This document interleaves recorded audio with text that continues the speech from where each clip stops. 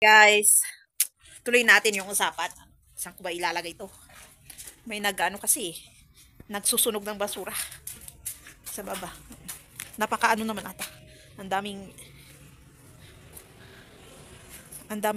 kan, usok. Makapal. I mean. So, kaysa naman, kasi na-open ko din naman na gamitin yung evil to God kaysa gawin nyo sa sarili nyo na ipalabas yung insecurity sa katawan nyo sa ibang tao. Mas magandang yung hatred na nararamdaman nyo is i-convert nyo sa hatred ng paggagawa ng masama. Yung pag-iisip ng hindi maganda, pagsasalita ng hindi maganda, and paggagawa ng hindi maganda. Kasi ang diferensya talaga ng alam ko ang diferensya ng nasa city at sa province is, mas tahimik ang province, nadideprive sila or na-oppress sila sa emotions na hindi nila maipalabas. Sa city, or mga tribes na madaldal, pati yung hindi magandang lalabas sa bibig is napapalabas nila. Yun ang maganda rin, pero nasubrahan. Yung tahimik is nasubrahan din ng tahimik. Hanggang kikimkimin at kikimkimin sa loob yung ikikimkim na yan. Yung emotions na hindi mapalabas.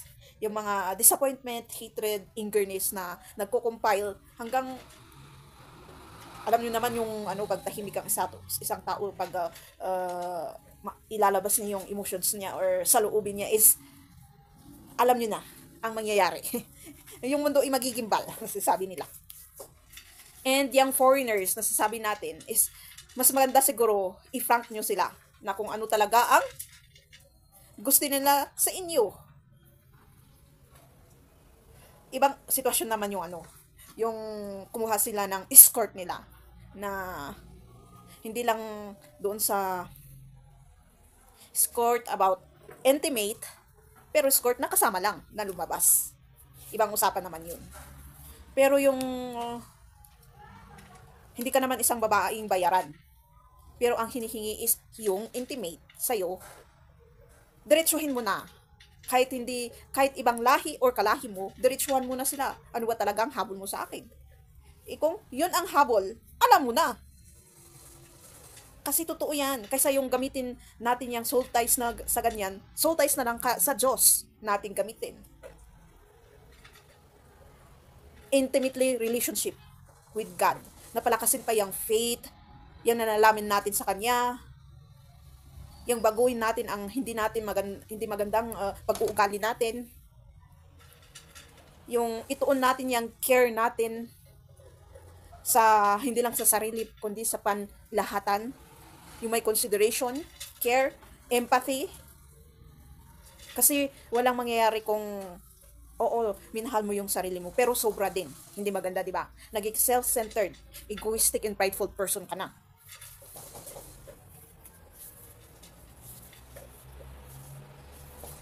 Paano ba natin malalaman kung umiira lang isang tao sa egoistic at prideful na sasabi nila?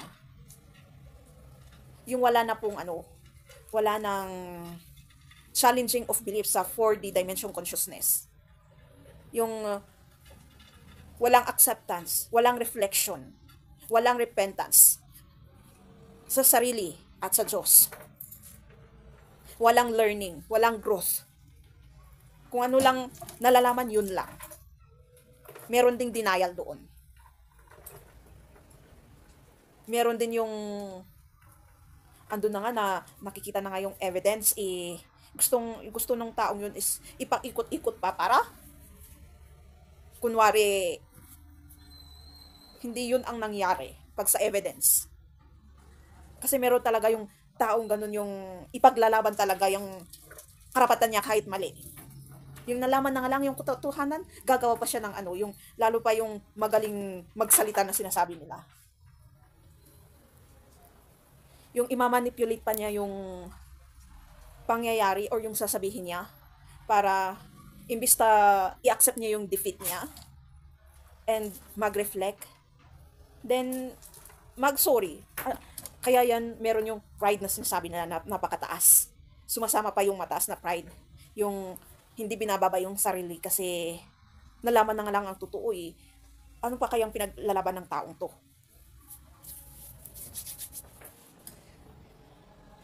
So, hello? Nandito ako sa baba. Magpapakain ng rabbit. Ayan, tinitignan tuloy ako. Ah. So,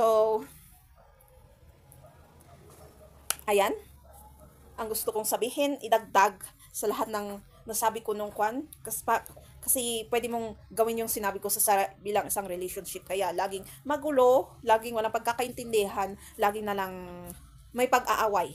Kasi laging naisip talaga natin is yung self-centered natin. Kung hindi na natin naiisip yung both side. Kunwari, nag-aaway yung mag-asawa sa sitwasyon na housewife ang babae. O, tapos yung lalaki is siya yung tagahanap ng pera. Tapos may time na nagkukulang sila sa budget, nag-aaway sila. Akala ko binibigay ko lahat sa iyo yung budget, binabudget mo ng tama na tanong ng lalaki yun. Baka kung saan mo pinaggagastos, tapos biglang na argument napunta sa wala ka kasing ginagawa na sa bahay. Naka-stay ka nga dyan eh. Tapos sabihin mo nang meron silang anak na 5. And andito ka na nga lang sabi ng ng lalaki. Andito ka na lang sa bahay, wala kang ginagawa. Ako ang nagtatrabaho, nagkakayod para maghanap ng pera. Kahit ilagay mo sa argument ng magkapatid, mag-ina at or mag-ama or magpamilya or magkaibigan or magkatrabaho or boss to empleyado to boss or kahit saan dyan. Tapos sabi ng tatay ay ng nanay, grabe ka naman, parang wala akong ginagawa ah. Meron tayong 5 anak, andyan ka na inasikaso ko, naglalaban, naglilinis, nagluluto, naghugas ng pinggan, lahat sinabi na. Pero ang tas pa rin ng pride ng lalaki. Lahat, actually parehas sila eh. Nabibigayan sila ng words. Walang emotional knowledge. At wala na rin na yung empath doon. Naging self-centered na kung anong next na sasabihin para sapawan lang yung ano at masave yung sarili. Kasi walang mananalo doon eh. Walang win-win talaga doon. Walang loser. Kasi parehas, totoo naman. Pero, hindi nila naisip na yung argument na darating is isa yun na dahilan para yung spark ng relationship nila is dahan-dahang mawala yung spark na yan, yung light. Kaya sinasabi nilang parang yung asawa ko na umay sa akin o yung anak ko na ganito, ganyan. Instead na mag-usap ng masinsinan. Ito kasi yun. Pag titignan nating mabuti, oo, may ginawa yung tatay, siya ang naghahanap ng pera. Pero tignan din natin yung trabaho ng nanay. Marami din siyang trabaho, yung pag-aasikaso, mahirap din. Kung talagang binabudget na yung pera. Iba naman pag yung nanay is, hindi talaga niya inaasikaso yung mga anak, yung asawa. After nung asawa magtrabaho, siya pang maglalaba after nun, magluluto, maghuhugas, tapos yung nanay papetex-petex lang, kung saan-saan napupunta, nagsusugal dyan, nakikipag-inuman dyan, nakikipagkaibigan, I mean. Yung hindi balance. Alam ko may ganun na girls, at meron ding ganun na boys. Yung as in, tinaas na niya yung pride niya, yung hindi niya nakikita yung pagod ng asawa niya, kaya nagiging, oo, yung itong girl na to, naalagan pa niya yung sarili niya kasi hindi niya masyadong ginagawa yung housework. Baliktarin naman natin sa asawa na lalaki. Hindi niya nakikita yung itsura ng asawa niya tapos nagko-complain siya na yung itsura ng asawa niya is parang ngarag-ngarag, na wala na yung beauty. Parang wrinkled na yung mukha. Hindi na maganda yung kamay. Hindi maganda yung pag-aayos sa katawan, yung pananamit.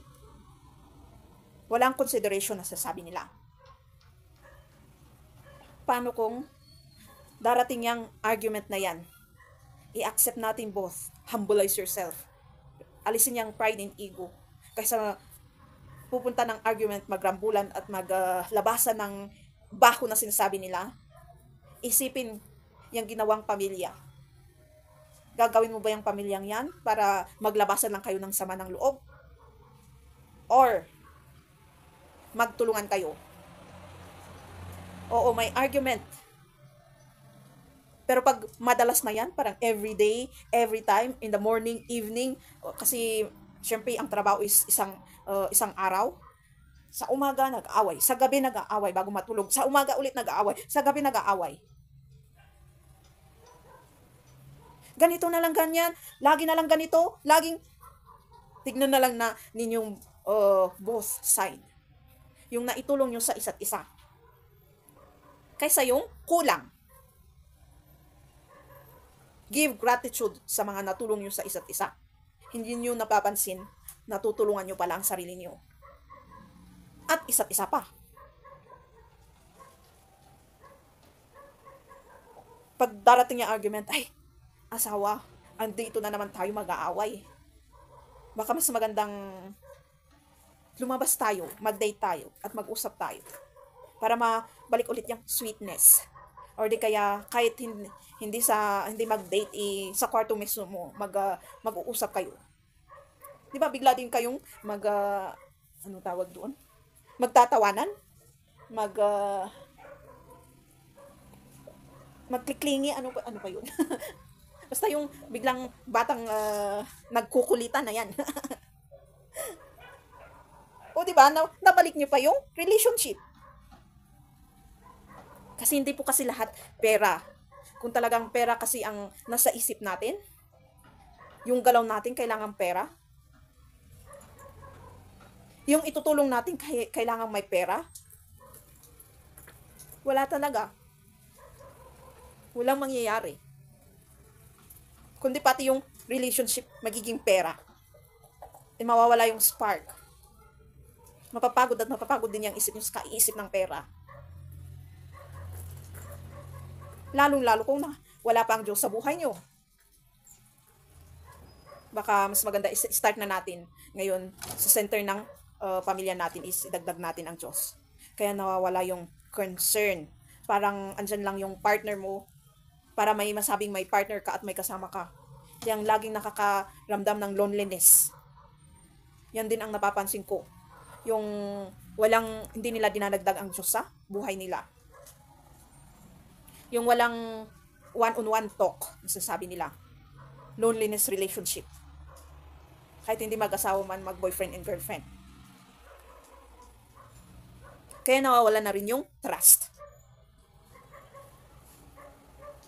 Kasi, nawala yung empathy, care. Naging self-centered ang relationship. Hindi lang din naman sa third party ang problema eh. Yun, yung self-centered. Yung kakaisip na may pakialam ba tong partner ko sa akin?